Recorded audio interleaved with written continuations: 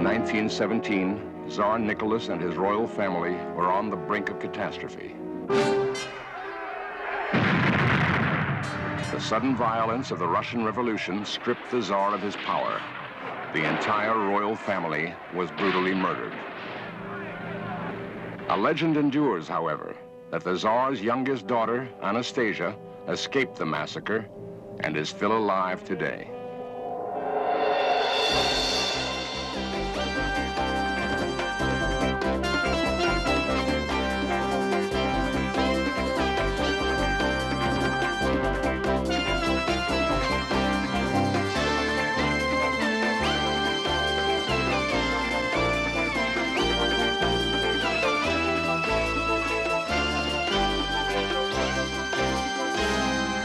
History tells us that the Grand Duchess Anastasia was murdered by Bolshevik soldiers in the summer of 1918. Yet a single woman has for over 50 years claimed that she is Anastasia. She has been the constant focus of a romantic and baffling controversy, but her claim has never been disproved.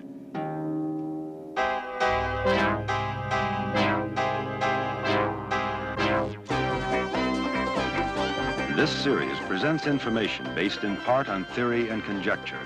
The producer's purpose is to suggest some possible explanations, but not necessarily the only ones, to the mysteries we will examine. In 1913, Russia proudly celebrated 300 years under Romanov rule. Tsar Nicholas was probably the richest man in the world. The Tsarina, Alexandra, was a German princess whom Nicholas married against his parents' wishes. They have an ailing son, Alexei, and 4 daughters, Olga, Titania, Maria, and Anastasia. Born in 1901, Anastasia is the youngest and most exuberant of the girls.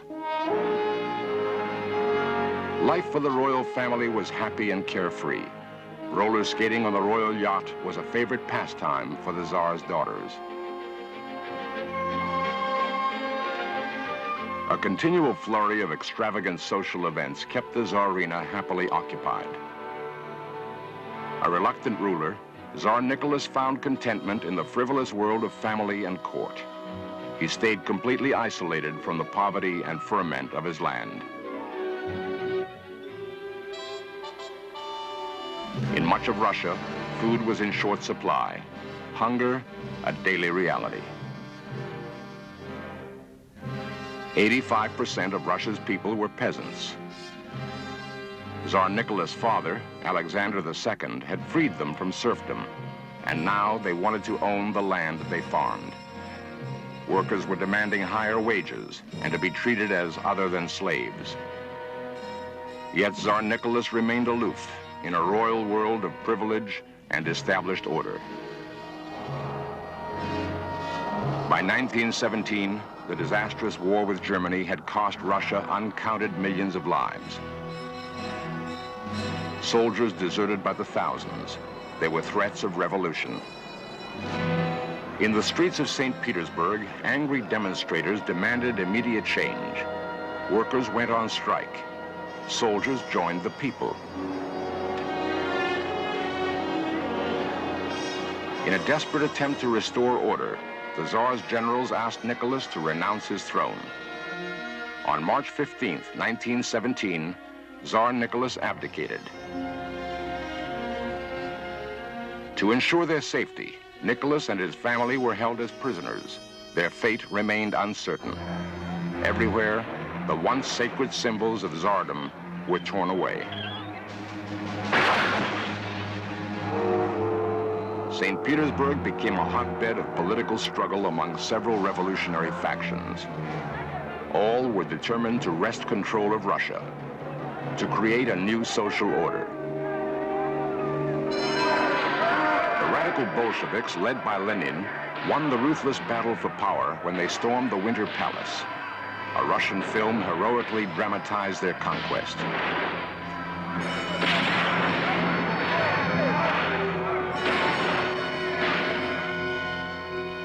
The royal family was now taken to the small Ural mountain town of Ekaterinburg.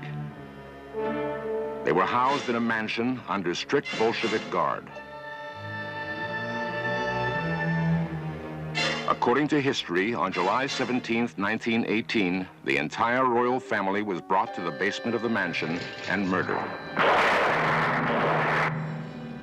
Their bodies were then hacked apart and tossed into a mine shaft.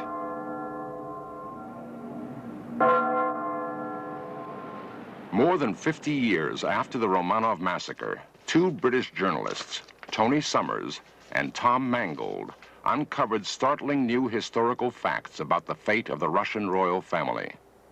We got started on this in the way that most journalists start a story, which is reading somebody else's story or reading the Mail or reading newspapers. In our case, we read a letter in the Times of London which asked what had happened to the relics of the last Tsar of Russia. Where were they now in Europe? And we thought that was vaguely interesting. Where indeed were the relics and what had really happened to the last Tsar of Russia and his family and the Romanovs? We thought it was an interesting area which had never been fully investigated, and we set about it. We thought it would take about 2 weeks. It turned out to take about 6 years. But the high point of the investigation was finding the original files of the White Russian investigator Sokolov, who gave history the version of what happened to the Romanovs.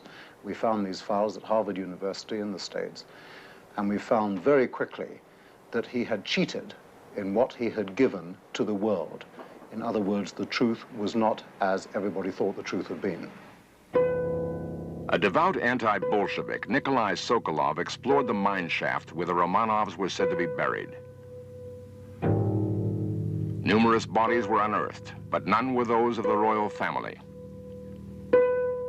Yet, based on scant and tenuous evidence which included fragments of bones, several sets of corset stays, a denture which may have belonged to the Tsar's physician, and a dismembered finger, perhaps the Tsarina's, Sokolov brashly concluded that the entire royal family had been slaughtered by Bolshevik soldiers.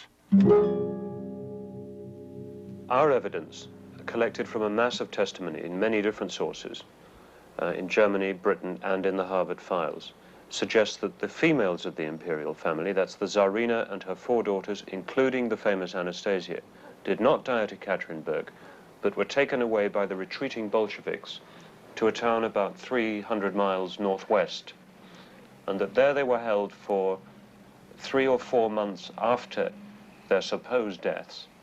We know they were alive from the evidence of relatives, of guards, people who'd been able to catch glimpses of them, but apparently reliable witnesses, witnesses whose evidence was completely suppressed in the official inquiry in the 20s.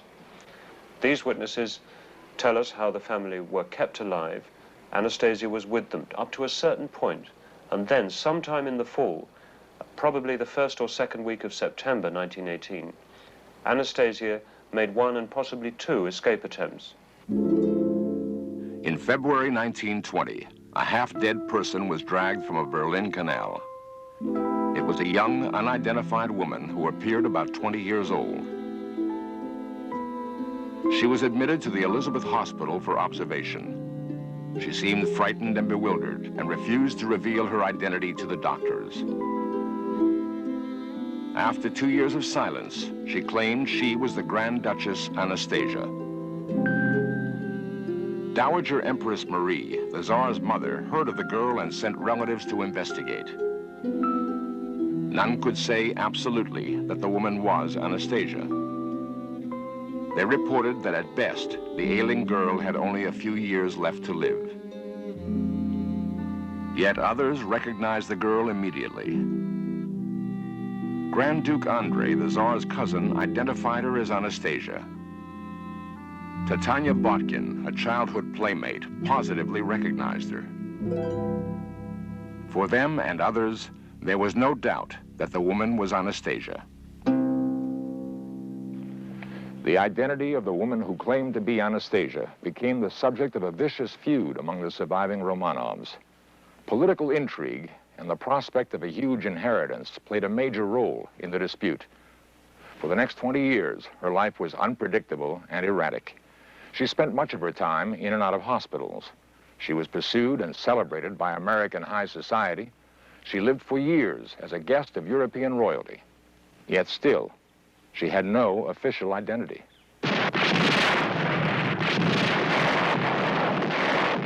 Trapped in a Russian zone during World War II, the supposed Anastasia was rescued by a former German prince and given a small house in the Black Forest. There she lived in determined seclusion under the assumed name of Anna Anderson. Plays and movies based on her life had brought unwanted attention.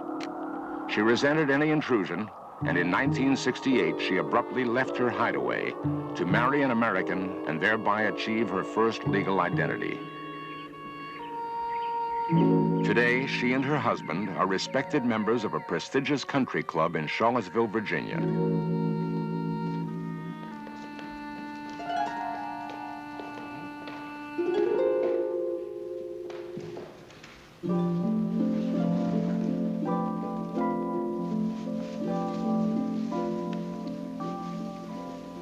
I am John E. Manahan of Charlottesville, Virginia, and this is my wife, the Grand Duchess Anastasia of Russia. We were married on December 27th, 1968. And we've been living here in Charlottesville and have made a number of trips around the country since. I know a lot of people are wondering, how are we to believe that you are Anastasia? How shall I tell you who I am? In which way? Can you tell me that? Can you really prove for me who you are? I can prove who I am. You can believe it or you don't believe it. It doesn't matter. In no any way whatsoever. Those people who hear these mass, they get up in the bed or go to sleep when they're sleeping. They don't know what to hear or what to see, and they are not interested. Recently, compelling new evidence has added support to the claim that Anna Anderson Manahan is the Grand Duchess Anastasia.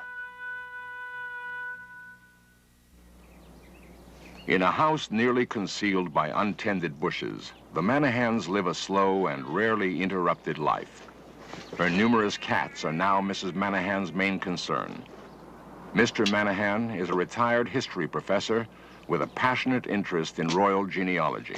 This is a picture. She's coming, I think. Here is Anastasia, as she was in 1929. And these are the parakeets that were brought from Honolulu by Princess Xenia of Russia after she came on the Berengaria the year after the Prince of Wales had come on the same ship. And this is the calendar, the Russian imperial calendar, showing the four sisters, the Tsar, the Tsarina, and the Tsarevich. This is about 1913 from Russia. My kitchen is bad for all these.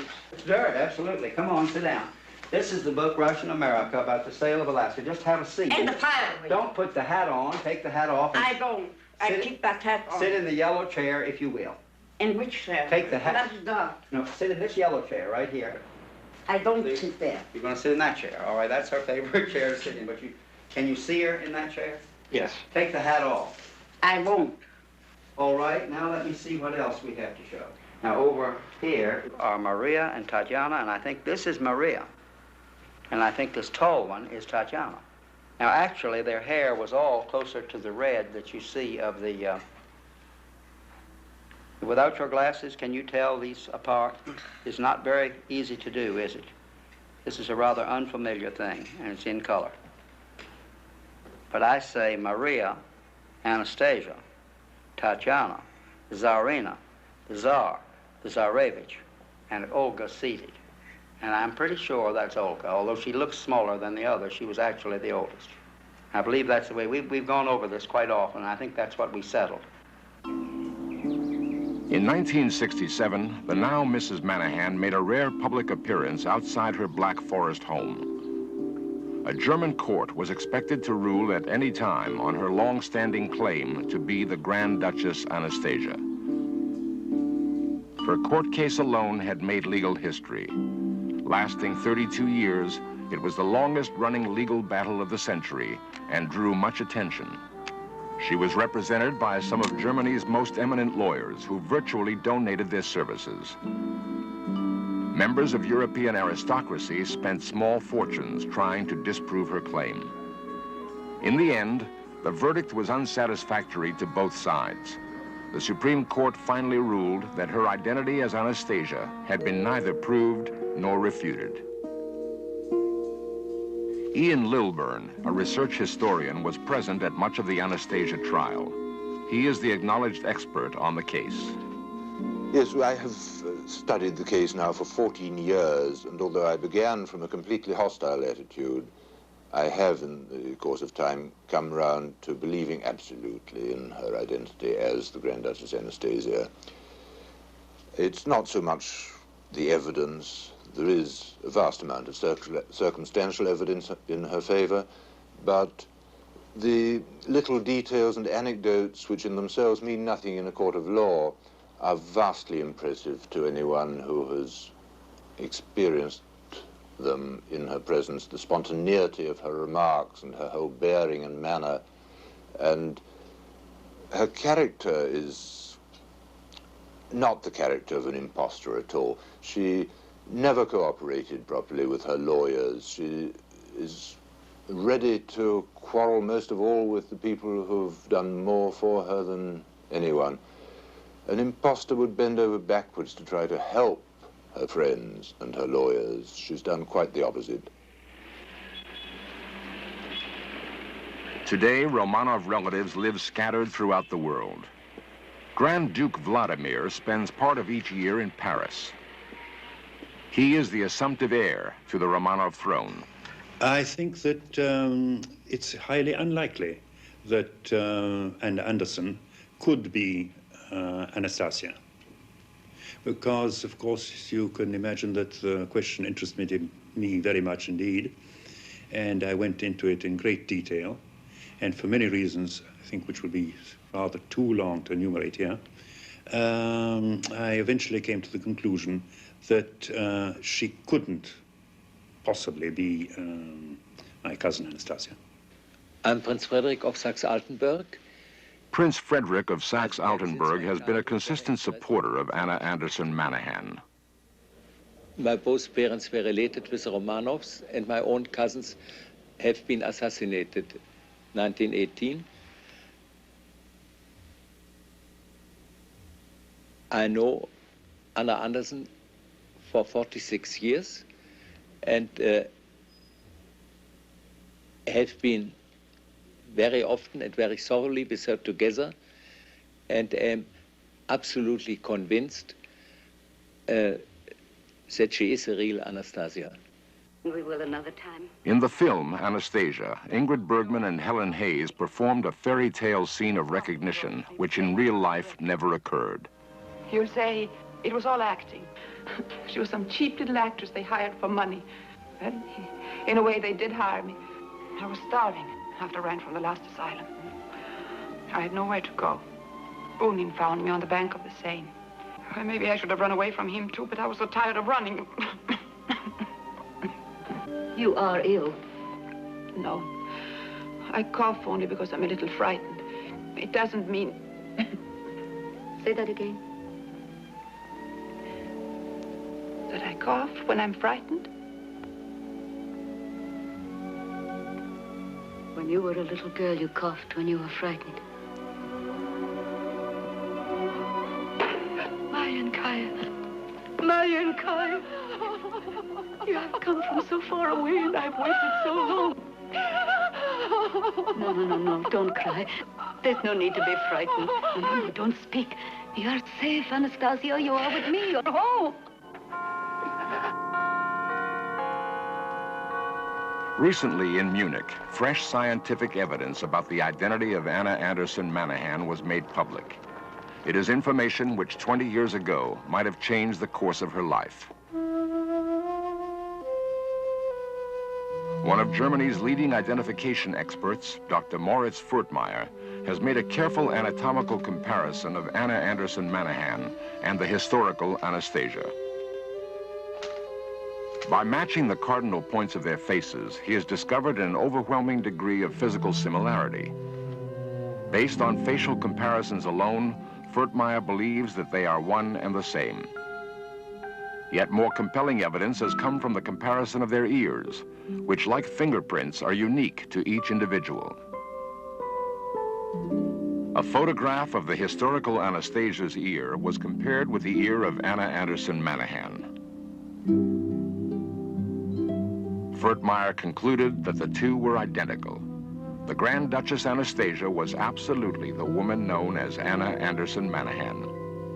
I would like to see Anastasia to live and have some reputable historians in the world say, yes, they believe that this really is the last surviving daughter of the Tsar and the Tsarina.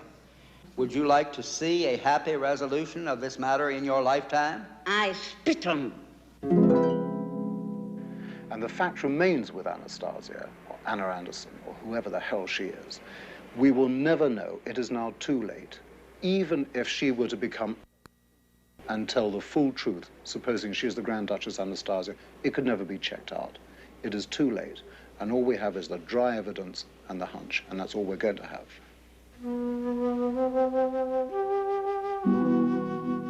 For over 50 years, this single woman's battle for recognition has captured the public's imagination.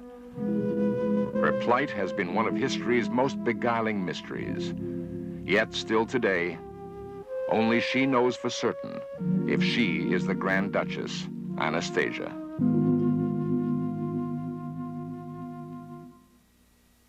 Today, for Mrs. John Manahan, the 50-year quest to establish her true identity is coming to an end. Weary and frustrated from a lifetime of claims, countercharges, and court cases, all she now asks is to be left alone.